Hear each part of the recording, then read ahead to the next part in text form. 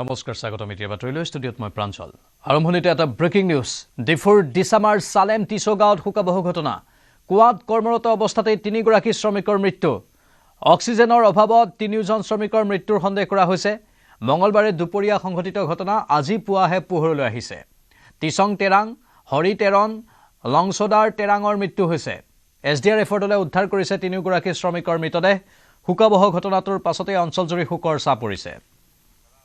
পুনৰ জনাইছো ডিফুৰ ডিসামাৰ সালেম টিছো গাঁৱত এই শোকাবহ ঘটনা পুৱাই আহিছে এই দুৰ্ভাগ্যজনক ঘটনাৰ খবৰ কুৱাত কৰ্মৰত অৱস্থাতে তিনিগৰাকী শ্ৰমিকৰ শোকাবহ মৃত্যু হৈছে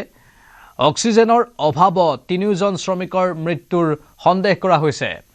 উল্লেখযোগ্য যে মঙলবাৰে দুপৰীয়া সংঘটিত ঘটনা আজি পুৱাহে পোহৰলৈ আহিছে টিছং টেৰাং হৰি টেৰন আৰু লংছদাৰ টেৰাঙৰ মৃত্যু হৈছে এছডিআৰএফৰ দলে উদ্ধাৰ কৰে তিনিগৰাকী শ্ৰমিকৰ মৃতদেহ এই শোকাবহ ঘটনাটোৰ পাছতে অঞ্চলজুৰি এক শোকাকুল অৱস্থাৰ সৃষ্টি হৈছে আমাৰ সতীৰ্থ নিৰ্মল থাপা আছে ফোনলাইনত নিৰ্মল সবিশেষ জানিব বিচাৰিছো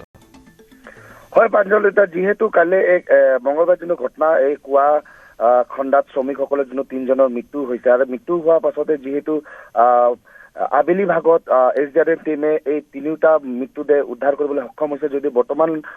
বৰ্তমানলৈকে এটা মৰণোত্তৰ পৰীক্ষালৈ অনা কথা কৈছে যদি বৰ্তমানলৈ মৰণোত্তৰ পৰীক্ষালৈকে অনা হোৱা নাই আৰু সবিশেষ পাছত ঘৰৰ পৰিয়ালবৰ্গৰ লগত কেনেধৰণৰ কি ঘটনা হৈছে তেনেধৰণৰ আমি যোগাযোগত আমি সক্ষম হ'ম জানিবলৈ নিৰ্মল আপুনি যোগাযোগত থাকক আমি পৰৱৰ্তী সময়ত অধিক তথ্য সংগ্ৰহ কৰিম ধন্যবাদ